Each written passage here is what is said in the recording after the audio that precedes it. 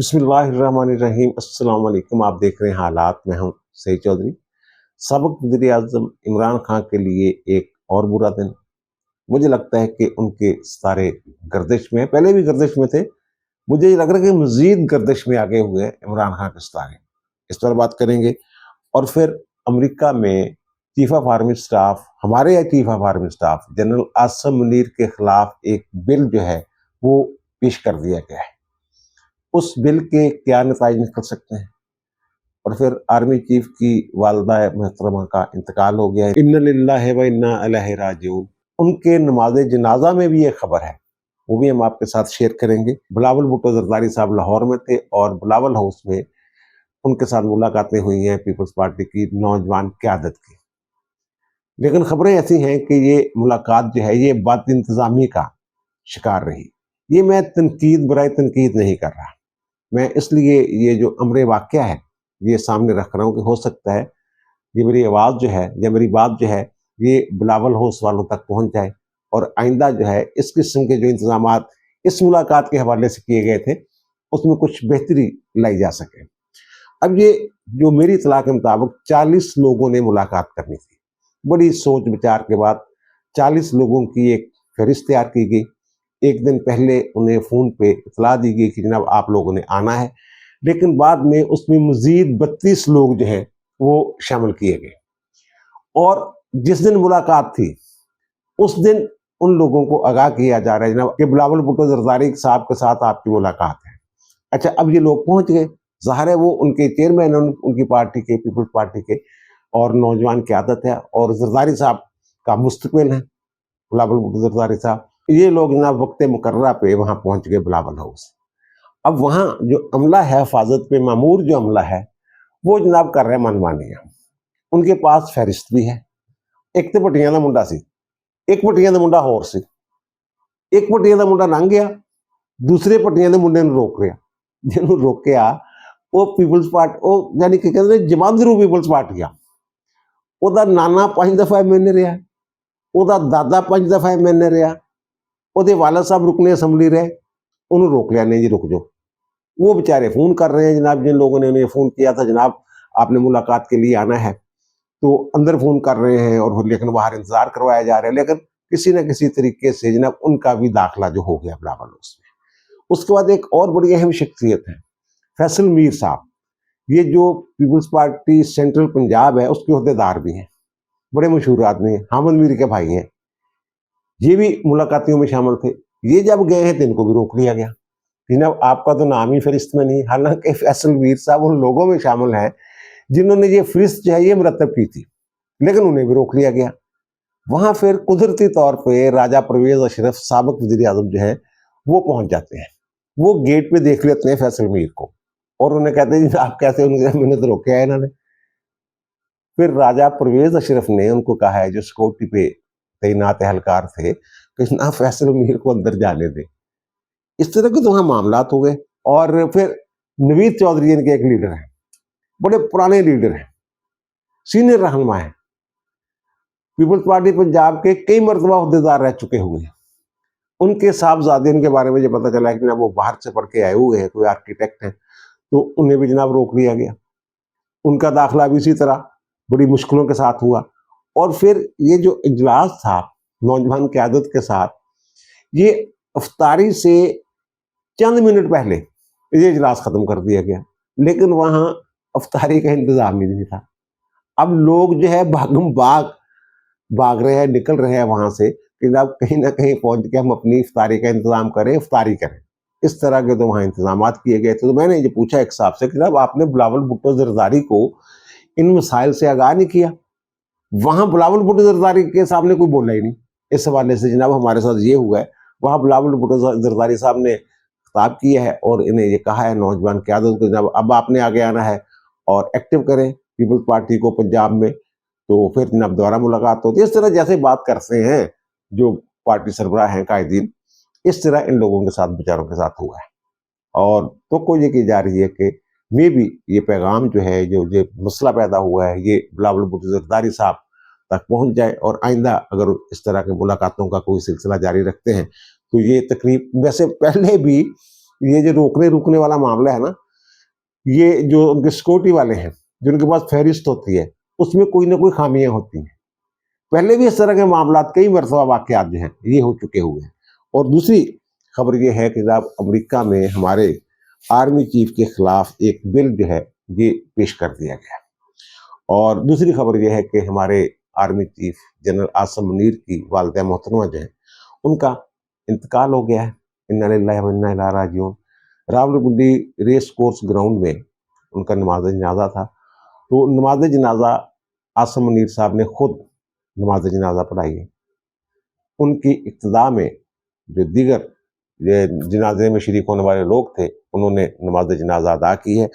और नमाज जनाजा अदा करने वालों में ज़ाहिर सदर मुमलिकत भी थे, वज़ीर आज़म भी थे, वज़ीर आला भी थे। मरीम नवाज तो नहीं थी, ज़ाहिर वो तो नमाज जनाजा में उन्होंने शरीक नहीं होना था।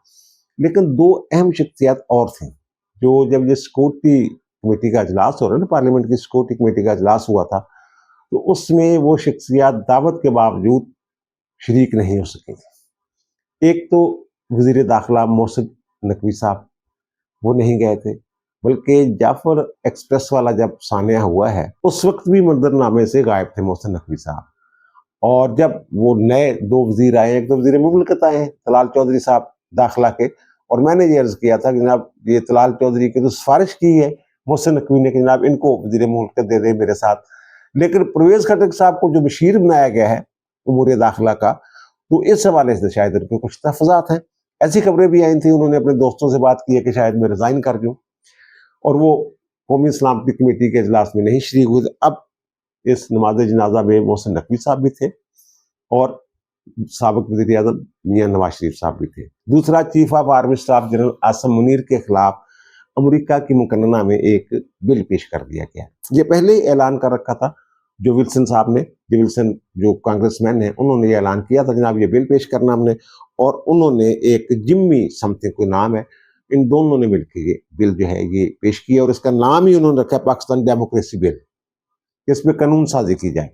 और उसका जो मुद्दा है वो ये है कि जनाब पाकिस्तान में जो सियासतदान हैं, मुखालिफ सियासतदान, इमरान खान समेत उन्हें जेलों में डाला गया है, और इसके जुम्मेदार जो हैं वो उन्होंने डाला है जुम्मेदारी तमाम के तमाम जनाब chief of army staff Asim Munir पर।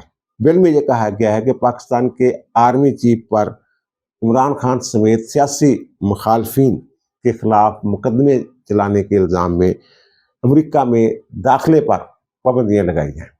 वो कहते हैं जनाब ना इनको वीज़ा दिया जाए और ना ही इन्हें अमेरिका में दाखिल होने दिया जाए, ये पाबंदी लगाई जाए। पाकिस्तान डेमोक्रेसी बिल में उन्होंने मज़ीद जो बात की है, उन्होंने कहा जनाब 180 दिन के अंदर अंदर ये मामला जो है ना ये ठीक कर लें। इस हवाले से ह्यूमन राइट्स का भी उन्होंने हवाला दिया है। और बिल में ये कहा गया है कि अगर पाकिस्तान में जमहूरियत जो है ये बहाल नहीं होती, बिल का जो मुबल बाब है वो ये है कि जब पाकिस्तान में इस वक्त जमहूरियत नहीं है, बल्कि आसिम मुनीर साहब की जो चीफ ऑफ आर्मी स्टाफ है उनकी हुकूमत है। वो कहते हैं जब अगर पाकिस्तान में जमहूरियत बहाल नहीं होती, शायद 180 दिन वाली जो मैंने बात की है, तो फिर अमेरिका के सदर ट्रंप को ये इख्तियार हासिल होगा कि जनाब वो पाकिस्तान पे सैंक्शंस जो हैं वो नाफज कर, पाबंदियाँ लगा सकते हैं, ये कहा गया। और ये कहा गया ना इमरान खान जो है ना वो क्लियरली साफ तौर पे सियासी कैदी हैं, वो ये कह रहे हैं। हालांकि यहाँ जो उन्हें सजाएं हुई हैं वो अदालतों से सजाएं हुई हैं, वो चोरी के मुकदमात में सजाएं हुई हैं, तोशाखाना वाले केस में सजा हुई है, 190 मिलियन पाउंड वाले केस में सजा हुई है, और 190 मिलियन पाउंड वाला जो केस है उसके खिलाफ तो अपील भी इन्होंने फाइल की हुई है इस्लामाबाद हाई कोर्ट में, जिसकी समाज की अभी तक बारी नहीं आई। इस पर आगे जाकर भी हम बात करेंगे। तो ये जनाब उन्होंने कर दिया। अब ये जो विल्सन साहब है ना, ये पहले भी मैंने अर्ज किया था जब इन्होंने ऐलान किया था जनाब मैं ये इमरान खान की रिहाई के लिए वहाँ को ट्वीट शीट भी करते रहे, और जिस वक्त इन्होंने ये ऐलान किया था जनाब मैं ये पाकिस्तान डेमोक्रेसी बिल जो है पेश करूंगा और आर्मी चीफ पे पाबंदियां लगवाऊंगा कि जनाब अमेरिका में दाखिल ना हो सके, तो उस वक्त भी मैंने ये अर्ज किया था कि जो विल्सन साहब जो हैं ये इतने मौसर कांग्रेसमैन नहीं है। इन्होंने कुछ 27 के करीब बिल जो है इसी तरह के बिल जो है वो पेश किए थे कांग्रेस में, उनमें से 24 बिल जो हैं वो कांग्रेस ने मुस्तरद कर दिए थे। और जो मेरी बात हुई अमेरिका में, हमारे साफी दोस्त हैं, रिटायर्ड हैं, तो वो ये कहते हैं ये बिल भी जो है ये मंजूर होता हुआ नजर नहीं आ रहा।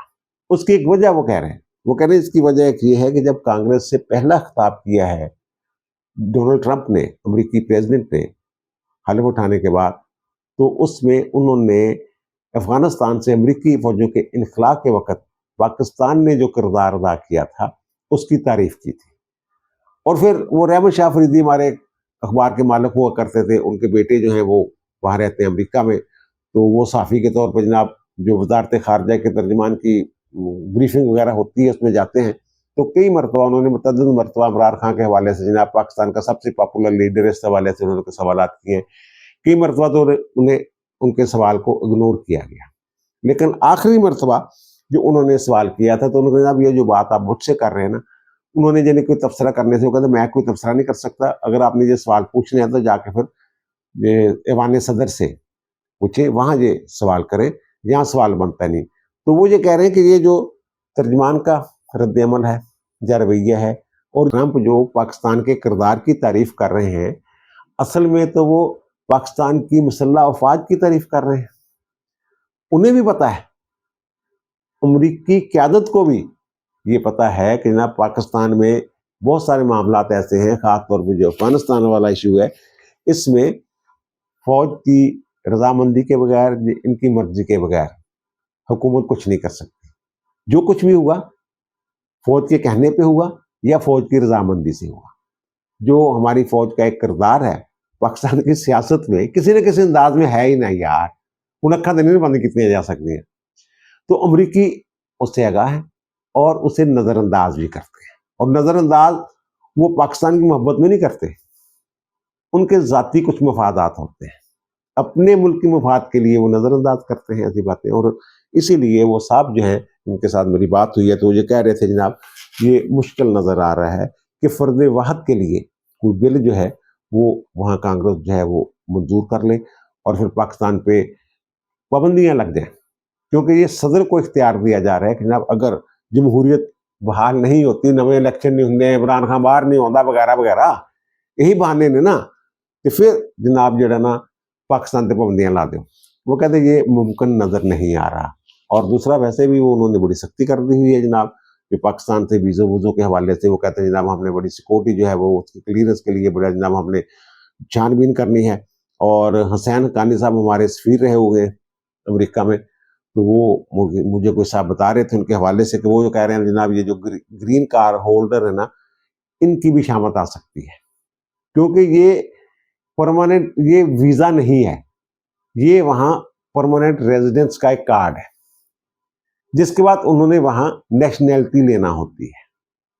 ये नहीं है कि जनाब रहें आप पाकिस्तान में और 2 माह के लिए 3 माह के लिए जनाब दोबारा अमेरिका में चले जाएँ, तो फिर अमेरिकी नेशनैलिटी की तरफ जो आपका सफ़र है उसमें तो रुकावट आती है ना। और फिर जिन्होंने पॉलिटिकल असाइलम ली हुई है, इस हवाले से जो वहाँ लोग 2 नंबरी तरीके से रह रहे हैं, उनके लिए भी बुरे दिन जो हैं उनका इंतज़ार किया जा सकता है। ये उनकी बातों से ये लगा है। एक और खबर भी अमेरिका से ही आई है कि जनाब हमारे जो तारिक फातमी साहब हैं अमूर खारजा के मशीर, इन्होंने जो सलामती कौंसिल है उसमें एक मरतबा फिर कश्मीर का इशू जो है ये उठा दिया है। मैं हैरान हूँ कि हमारे मीडिया पे कोई उस अंदाज में इस खबर को अहमियत नहीं दी गई, लेकिन ये बड़ा अहम मामला है। इस मौके पे कश्मीर के इशू को दोबारा जिंदा करना और वो कहना, ये मुतालबा करना कि जनाब जो सलामती कौंसिल है वो अपनी जो करारदादे हैं, माजी की करारदादे के जनाब वहाँ रेफरेंडम होगा कश्मीर में, मकबूजा कश्मीर में भी और पाकिस्तान के बाद जो कश्मीर है वहाँ भी, आज़ाद कश्मीर में भी, तो वो कहते हैं उन करारदादों पर अमल दरामद करवाया जाए। और फिर जो भारत ने अगस्त 2019 में शायद वो जो उसका खसूसी स्टेटस जो है वो ख़त्म किया था, तो वो स्टेटस जो है वो बहाल करवाए कौंसल जो है। और ये जो मैं अर्ज़ कर रहा था ना जनाजे वाली बात, आर्मी चीफ ने अपनी वालदा की नमाज जनाजा खुद पढ़ाई है। ये बड़े खुशकिस्मत वालदैन होते हैं जिनके बच्चे जो हैं उनकी नमाज जनाजा खुद पढ़ाते हैं। ये मेरी भी बड़ी ख्वाहिश थी कि अपने वालदैन की नमाज जनाजा मैं पढ़ाऊँ या मेरा भाई पढ़ाए। आप ये समझ लें कि जनाब एतमाद की कमी कह लें या कोई और मामला था या कोई नफ्सियाती इशू था कि वो ये मेरी ख्वाहिश जो है ये पूरी नहीं हो सकी। और आखिर में मैं अर्ज़ करूँगा जो मैंने अर्ज़ किया कि जनाब इमरान खान के सितारे शायद मज़ीद गर्दिश में आ गए हुए हैं। तो गुज़श्ता रोज़ के ये ऐसे वाक़यात हुए हैं, जिससे ये लग रहा है कि ये बुरा दिन था इमरान खान के लिए। एक तो ये कि 190 मिलियन पाउंड वाला जो केस है, उसमें इमरान खान को भी सज़ा हो चुकी है 14 साल कैद की, और बुशरा बेगम को भी सज़ा हो चुकी है। तो इन्होंने जो मेरे ख्याल जनवरी में ये इन्होंने अपील जो है ये फाइल की थी, और अब इन्होंने दरख्वास्त दी है जल्द समाअत के लिए। उसमें ये सज़ा भी की गई है कि जनाब अपील के हतमी फैसले तक इनकी सज़ा जो है ये मअतल कर दी जाए और इन्हें ज़मानत पर रिहा किया जाए। गुज़श्ता रोज़ ये केस जो है जो मुतफ़र्रिक़ दरख्वास्त है, ये chief justice Islamabad high court mister justice Sarfaraz Dogar साहब और जस्टिस मोहम्मद आसिफ साहब पर मुश्तमिल डिवीज़न बेंच के सामने लगी। तो अब जो उनके वकील हैं सलमान सफदर साहब, वो पेश नहीं हुए। अलीमा खानम ने बाहर आके गिला किया है जजों के साथ। लेकिन अगर इनको ये अंदाज़ा है कि जनाब ये पहले ये सुन ले वो क्या क्या रही है। तो ये मुझे तो समझ नहीं आई कि आज ये डोगर साहब शायद इसीलिए आए हों, यही काम करने आए हों। वो कहती हैं कि ये अदालत है, इसको कहा गया कि सलमान सफदर जो है ये सुप्रीम कोर्ट में मसरूफ़ हैं, अभी आ जाते हैं। अब इतला ये है कि शेब शीन साहब अदालत में मौजूद थे, तो उन्होंने ये कहा कि जनाब वो आ जाते हैं। तो जज साहब ने कहा, बेंच ने ये कहा कि जनाब इसको फिर ईद के बाद रख लेते हैं। तो उन्होंने जनाब इसको नहीं इंतज़ार में रख लें, उनका नहीं, इंतज़ार में नहीं रखना हमने, तो ईद के बाद इसकी समाअत कर लेंगे। और ईद के बाद उन्होंने शायद तारीख भी कोई नहीं दी, कम से कम 15 दिन चाहिए मज़ीद। अगर तारीख नहीं दी गई तो 15 दिन बाद ही ये केस जो है ये दोबारा लगेगा। यानी 190 मिलियन पाउंड में सज़ा मअतल करने वाला जो मामला है ना। और दूसरी जो बात ये है कि जो अलीमा खानम कह रही है कि शायद सरफराज डोगर साहब जो हैं वो आए ही इस काम के लिए कि हमारे मुकदमात के साथ ऐसा सलूक हो, ये कह रही है ना वो। तो भाई अगर आपको पता है कि सरफराज डोगर साहब इस काम के लिए आए हैं, तो आपके वकला को तो बहुत चौकस होना चाहिए। ये सलमान सफदर साहब जो है इन अकेले का वकालतनामा तो नहीं होगा ना, बुशरा बेगम का वकील और होगा, इमरान खान का वकील और होगा, या फिर उनके जूनियर्स होते हैं, उन्होंने भी वकालतनामे दिए होते हैं। कोई बंदा तो खड़ा होके वहां जो है आर्गूमेंट्स तैयारी करके जाता, फिर उसके बाद बात होती। अब अदलिया में गो टू सी यू वाले जज हैं नहीं। 3-3 दिन लाहौर हाई कोर्ट में जज साहब इंतजार करते रहे, हुक्म देते रहे जनाब कि इमरान खान पेश हो, अब नहीं हो सकते, अच्छा चलो 2 बजे आ जाए, चलो रात को 7 बजे आ जाए। मैं तो जनाब 9 बजे तक बैठा हूं, मैं तो 8 बजे तक बैठा हूं। और फिर एक जाली वकालतनामा साबित हो गया, एक ऐसी दरखास्त आ गई जो जिसके बारे में ये कहा गया जनाब दस्तखत है, ये इमरान खान के दस्तखत नहीं है। और ये हो गया, मान लिया गया कि जनाब ये इमरान खान ने दरखास्त फाइल नहीं की, लेकिन जज साहब ने उस मामले को भी नजरअंदाज कर दिया, वापस लेने की बुनियाद पर उन्हें हटा दी। अब उस तरह के जज कहां से लाएं? ये 2 रुकनी बेंच के सामने केस लगा हुआ था, जहां महदूद तादाद में मुकदमात लगे होते हैं। उन्होंने मुकदमात की समाअत के बाद उठना होता है, फिर सिंगल बेंच के तौर पर काम करना होता है। अब ये तो नहीं हो सकता जब एक मरतबा जज साहब उठ जाए, बेंच जो है दोनों जज साहबान, और आपके केस के लिए जनाब दोबारा आ जाए। अदलिया पर इल्जाम तराशी के बजाय आप अपने वकला का रवैया जो है वो दुरुस्त करें। उन्हें बताएं जनाब कि अब जो है केस वो मेरिट्स में ही सुने जाने हैं, आप दलाइल देंगे तो रिलीफ मिलेगा। अगर आप अदालतों से गायब होंगे, गैर हाजिर होंगे, तो फिर उस रिलीफ की तो करें कि जज साहब 3 दिन तक इंतजार करते रहें कि जनाब इमरान खान आएगा, या बगैर बायोमेट्रिक के जो उनकी जो दरखास्तें हैं वो काबिल समाअत होंगी। और दूसरी जो खबर ये है कि ये जो इनके सोशल मीडिया एक्टिविस्ट हैं ना, जिन्होंने अन्नी डाली हुई है और जिनके खिलाफ ऑपरेशन जो है वो बड़ा तेज हो गया हुआ है, एफआईए वाले छापे भी मार रही है, पकड़ भी रही है। एक तो वो इनके हैदर सईद साहब, जिनका मैंने जिक्र किया था इब्तिदा में कि जनाब उसने कहा जनाब देखिए आपका भाई शेल डाल रहा है, शेल मार रहा है, ये जो शेल मार रहा है आपका भाई, इस तरह की बातें। और फौज में जनाब एक ही हल है कि जनाब ये जो 7 लोग हैं ये बगावत कर दें और फिर वहां उनके साथ मिल जाएं। फौज को बगावत को उकसाया था, इनकी होगी जमानत। तो अब पता ये चला है कि उन्हें रिहा होते ही जेल के बाहर से दोबारा गिरफ्तार कर लिया गया है। इसी तरह जो एक इरफान मलिक साहब हैं, कोई जर्नलिस्ट हैं, तो उनके बारे में खबर यह है कि जनाब उन्हें जेल भेज दिया गया था, लेकिन वो उन्हें जेल में लेके नहीं गए, मैं भी किसी और मुकदमे पकड़ लिया। बहरहाल उसका मुझे पूरी तफसील का नहीं पता। और दूसरा जो कराची से गिरफ्तार हुई थी समी दीन, तो कल भी मैंने अर्ज किया था कि जनाब दफा 144 की खिलाफ वर्जी के इल्जाम में मुकदमा दर्ज किया गया है और इसमें बेल हो जाती है और इस मुकदमे में उनकी बेल हो भी गई है। पर अली एमईएस का जिक्र बीच में आ गया। और दूसरी बात यह है कि इमरान खान की जो बहनें हैं इनकी कल मुलाकात नहीं करवाई गई इमरान खान के साथ। ये गई है वहां मुलाकात के लिए, तीनों बहनें इमरान खान की, और जो बुशरा बेगम है उनकी बेटी भी गई है, भाभी भी गई है। अब ये पांचों खवातीन जो हैं ये जेल के अंदर गई है। अब बुशरा बेगम की बेटी और भाभी की तो मुलाकात बुशरा बेगम के साथ करवा दी गई। इन खवातीन को 2.5 घंटे अंदर बिठाया गया। उसके बाद इन्हें कहा गया जनाब जाएं आप, आपकी मुलाकात नहीं होगी।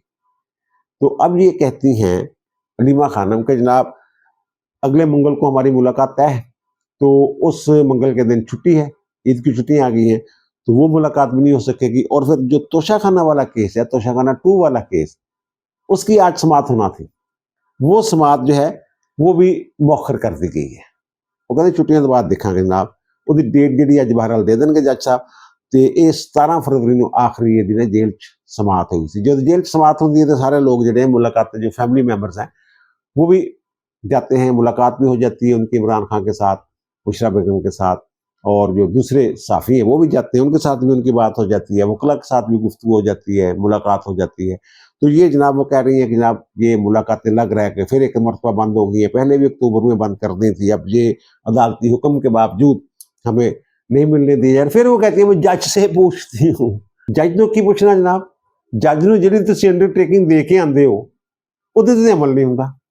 अब एक दिन पहले जो मुलाकातों वाला केस था, 3 रुकनी फुल बेंच में लगा हुआ था इस्लामाबाद हाई कोर्ट में, तो वहां ये अंडरटेकिंग दे के आए हैं ये सलमान अकरम राजा साहब जो कोऑर्डिनेटर हैं इमरान खान के, ये वहां अंडरटेकिंग दे के आए हैं कि जनाब जेल में मुलाकात के बाद बाहर निकल के कोई बयानबाजी नहीं की जाएगी, कोई मीडिया टॉक नहीं होगी।